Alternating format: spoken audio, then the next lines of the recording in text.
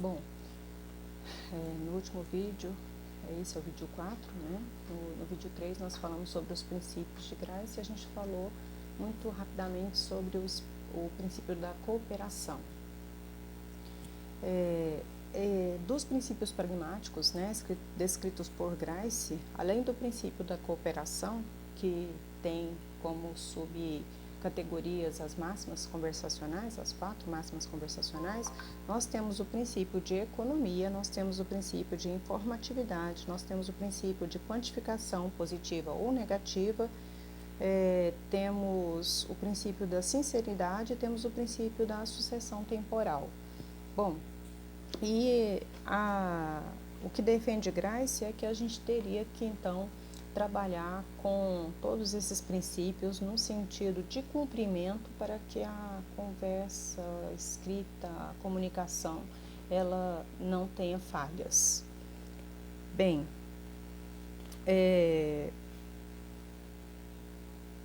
dentro dessa perspectiva de Grice, né, é preciso que a gente diga que às vezes há violações, né? E é desejável que haja violações quando a gente tem intencionalidades específicas, como no caso nos textos de humor. Esta semana, por exemplo, nós tivemos, na semana que passou, vários textos veiculados, né, violando as máximas, e havia intencionalidade claríssima na violação das máximas. Uma delas era sobre a Mariana Ferrer, que sofreu por abuso e estupro, né, abuso sexual e estupro.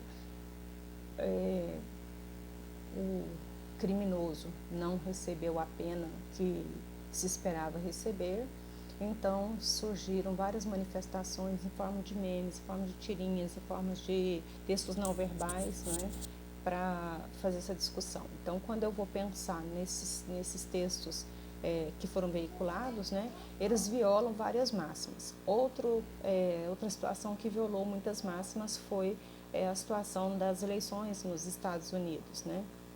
Então, nós temos a violação do princípio de cooperação, e esse princípio de cooperação ele é básico na comunicação efetiva.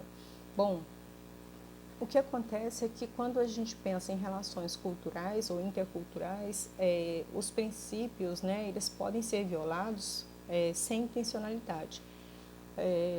Há coisas que você só compreende dentro de uma perspectiva cultural. É por isso que também eu postei lá para vocês no Moodle, né, as questões dos fatores de textualidade, que principalmente em Guédori e Travaglia vão fazer a discussão dentro da teoria da linguística textual, né? Então, tem os fatores de textualidade, são 11 fatores de textualidade, é preciso ir olhando cada um deles para ver se eu estou conseguindo cumprir para que a comunicação se efetive, né? Dentro dos fatores de textualidade, quando a gente pensa nos estudos da pragmática, claro que todos eles vão ser, de algum modo, né, acionados, mas nós temos também o do conhecimento partilhado, né? O do conhecimento partilhado, ele é muito interessante porque se eu não compartilho da informação do outro, né, eu não vou conseguir alcançar o sentido que ele quer veicular.